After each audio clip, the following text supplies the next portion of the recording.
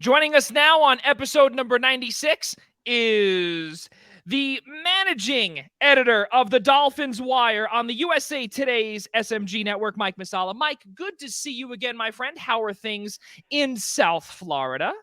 I think I last talked to you guys in February, and a whole lot of stuff has happened since that day. A lot of excitement, a lot of worries, a lot of questions, but I think mainly people are willing and ready to get the football season started. Oh, there is no doubt about it. I could tell you this. There's a lot of folks that I know and actually I have cousins, and I think I definitely told you the last time that you were on here was that my cousin in Toronto is a diehard Dolphins fan, and he has pretty much been picketing for Stephen Ross to sell the team because there is just so much going on. Despite their nice roster name wise, they've got really good names on their roster, but now we're seeing a report that I think it was a couple hours ago, we just saw it. Tight end Mike Gesicki is subject to trade rumors now. What the heck is going on, Mike? So Gasecki entered this offseason as a pending free agent. It was always going to be whether or not he was brought in back on the franchise tag, extended long term, let go. With the Mike McDaniel system, we all know that he likes to have inline tight ends, and that's not Mike Gesicki. They've kind of tried to adjust him into this role throughout this offseason, even bringing over the old tight end coach from the San Francisco 49ers with Mike McDaniel. And so far in preseason games, he's only played like 39 snaps or something like that, but it hasn't looked all that great. Unfortunately, I'm not able to attend the practices, so I from what I hear, it's nothing spectacular. It's kind of just the same stuff we're seeing in the games. It, now there's different reporting. The local reporters have said this is not true. The national guys have said this is true. So it's kind of he said she said sort of thing going on down here right now. But it makes sense if this is a guy who doesn't fit in your scheme. You're going to want to try to get some value back for him if you're probably not going to keep him around long term. At the same time, going into the season with Durham Smythe as your number one tight end probably isn't super smart. But if you just let Mike Gesicki be a big slot receiver, what he's been in his career there, and maybe find some other ways to get inline tight end blocking, even if you're just using a guy like Durham Smythe, Hunter Long, who they drafted last year, let Mike Gesicki do what he can do. I think that's the best case scenario for this year, at least. Mike Szabo, take it away. Yeah, so hey, Mike, once again, thanks so much for coming on with us. I think the big question probably on the minds of Dolphins fans, you think has to be is about the development of Tua and what have we seen there and how much optimism now, of course, with the big acquisition of Tyreek Hill that he can be able to take a step up and thus this Dolphins team. Yeah, it's the big question for everybody this year. Mike McDaniel brings in an offensive system that's been very helpful for quarterbacks. We saw Jimmy Garoppolo obviously benefit from that the last few years, and under Kyle Shanahan, we've seen Sean McVay kind of adapt that a little bit, making Jared Goff a Super Bowl contention quarterback for a couple of years. Tua's in an interesting spot right now because this is obviously his last big shot to win this job for the future, secure long-term quarterback play. Having Waddle and Hill and Gesicki and Raheem Mostert and a more competent offensive line, you're adding a whole lot to them. So it while a lot of people are saying it's the boom or bust year, like you have to do it or you have to move on. This is really true. And I think what we've seen from Tua so far in the very few reps in preseason games, and from what everybody's saying down at the practices, he seems to look like he's gotten better. His arm strength is a little bit better. His accuracy's always been there. That's something that we've seen no matter when he's been in the game.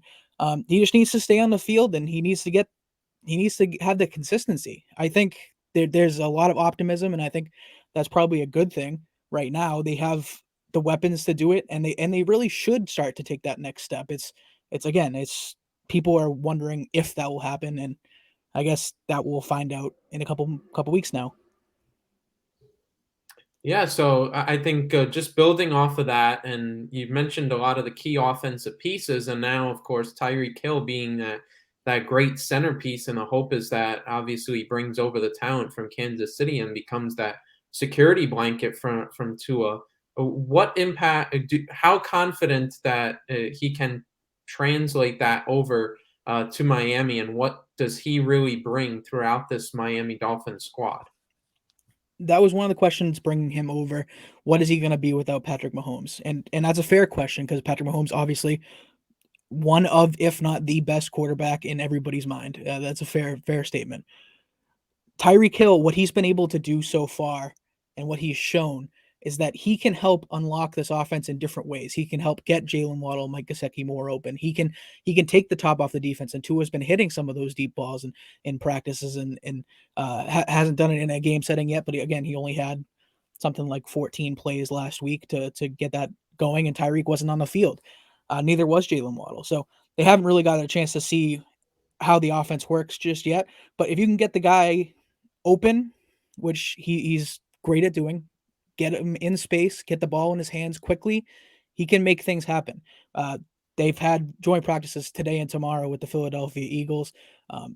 All reports were that Tyreek Hill was pretty much the best player on the field, and it really wasn't even that close, making Tua look great, making plays, taking balls out of Darius Slay's hands. From all reports, they look like a great team playing against other teams. So Tyreek Hill, the addition of him is immeasurable right now. It's very Obviously, funny. I'm sorry, Mike. I'm going to get back to you in a second. It's very funny that, of course, you bring up because of the way I'm an Eagles fan, and the way that a lot of the Eagles reporters were writing about it was that it was doomsday because the Eagles offense looked absolutely horrendous. The defense looked terrible. Darius Slay was getting eaten alive by Tyreek Hill. I find it crazy. I mean, the Dolphins look pretty good. I did see some video, whatever. It looked okay, but I mean, hey, listen, it's preseason, right? It's still early on, Mike Mm-hmm. Szabo. Go ahead. yeah. So just quickly building off of that, in your we've seen these concerns and whatnot earlier on when the move was first made, but in your opinion, do you think they gave up too much for Hill, or this was something that they had to do? They had to bring him in to help this team move forward in their rebuild. Anytime you give up 5 picks and then $30 million, that is a very fair question. I think right now, Yeah. with what he can do to this offense and what he can do for this team, I think it seems like a trade you needed to make. And Mike McDaniel said as much. I believe it was on maybe it was on Dan Le Batard's show earlier in the week. When he found out that Tyreek was available, he basically told Chris Greer, "This is one of the guys you do whatever it takes to go get him." And obviously they did that. 5 picks, $30 million, make it happen. Go do what you can do to get this guy, and he's a difference maker. And guess what? If your quarterback, if he can't live up to expectations this year, if he doesn't take that next step, get you to the postseason, maybe win a game or two, um, then you can move on. You would have had 2 draft picks in this upcoming draft to use in the first round to potentially move up and get a quarterback, but you're in a position where you can still do that with 1 pick. You can still potentially get a quarterback in this next year's draft, or potentially try to work out a trade, or the salary cap can be maneuvered in so many ways. We all know that you can bring in a veteran guy. Veteran quarterbacks are moving more often than we've ever seen before. So I think that was the move that they needed to make, and it should really open up this offense. That's definitely something to keep our eyes out for. Mike, next question for you. Obviously, a packed running back room. And when I say packed, we mean really packed, 1 through 4.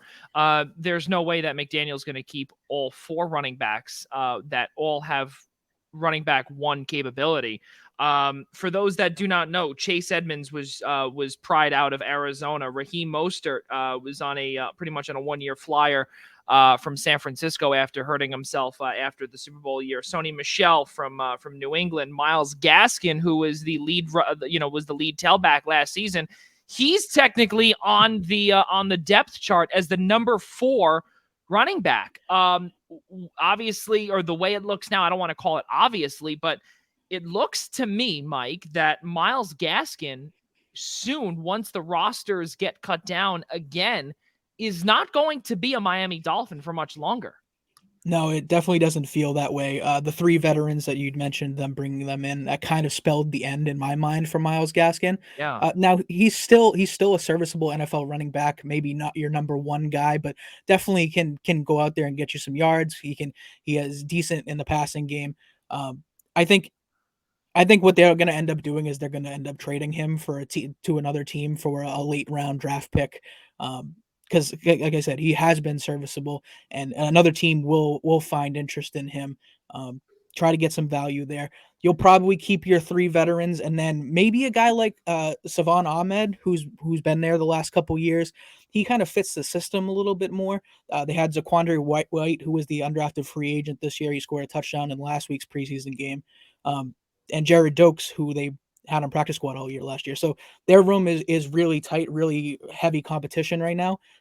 Gaskin, yeah, his days are numbered, and while I do think they'll keep 4, I don't know if Gaskin's the 4th one who stays around. Yeah, it's really crazy to see how you go from 1, you go all the way down to 4, especially with the additions of those guys. My next question for you, Mike. Obviously, the left tackle position was solidified with Teron Armstead.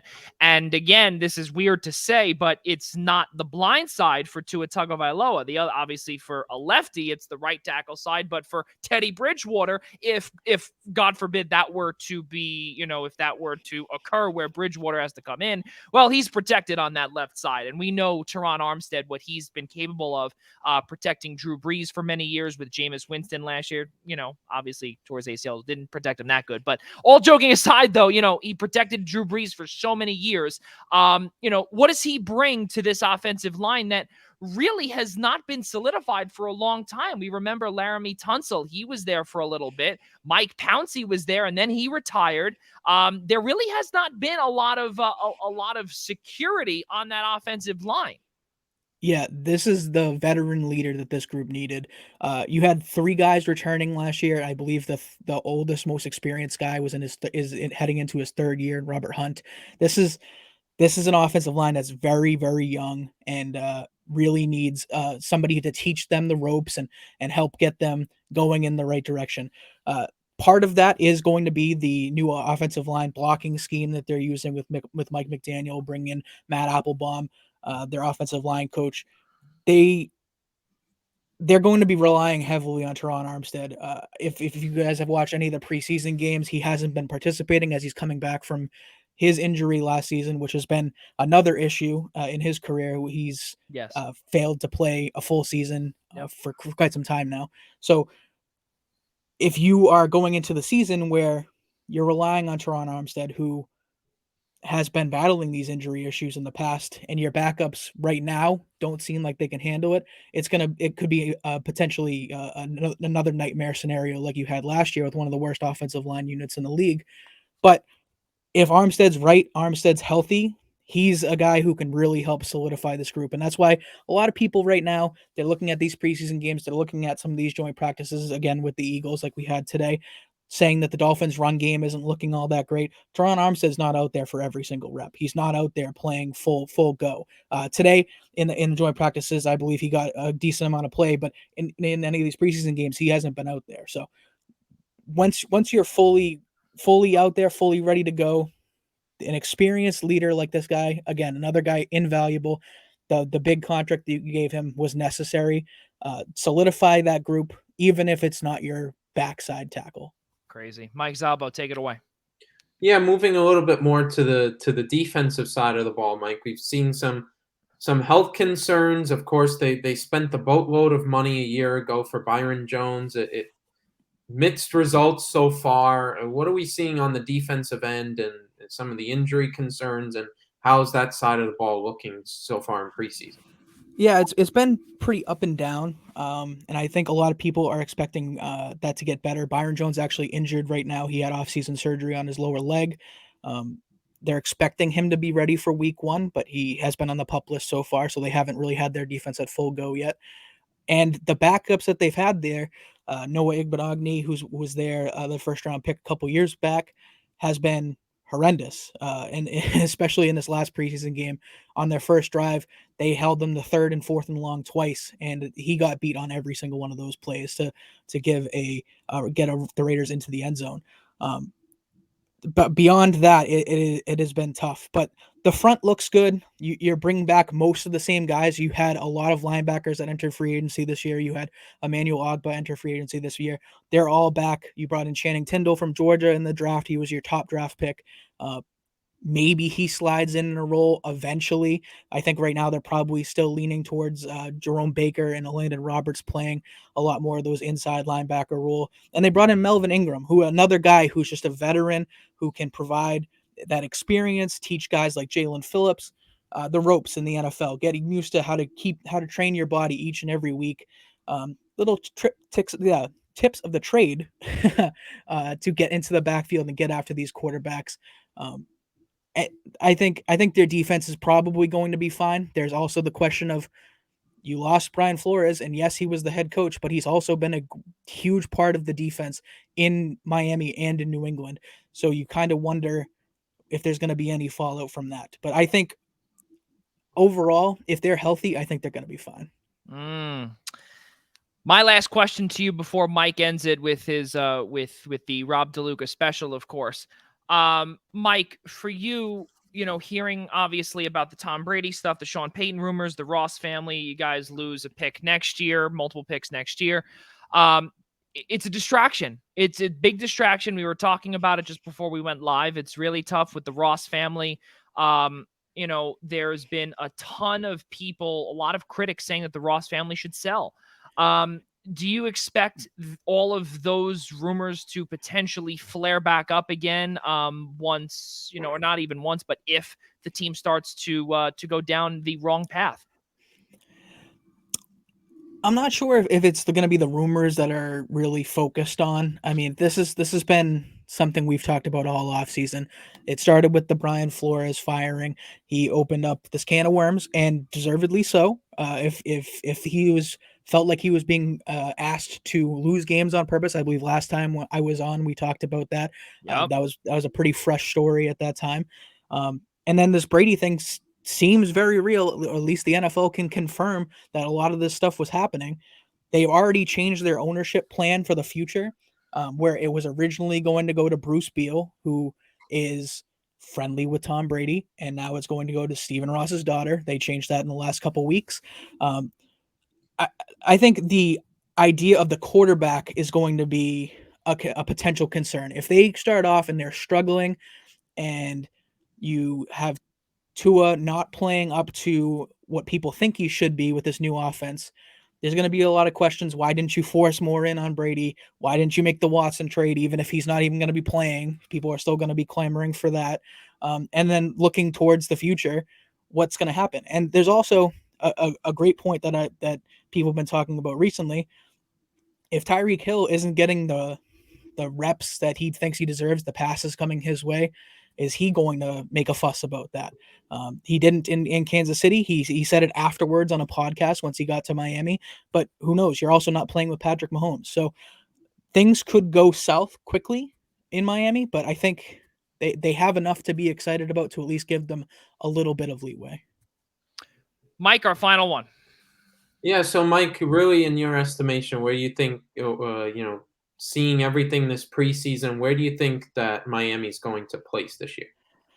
So right now, I believe the last prediction I gave was like 11-6, and I feel right about there.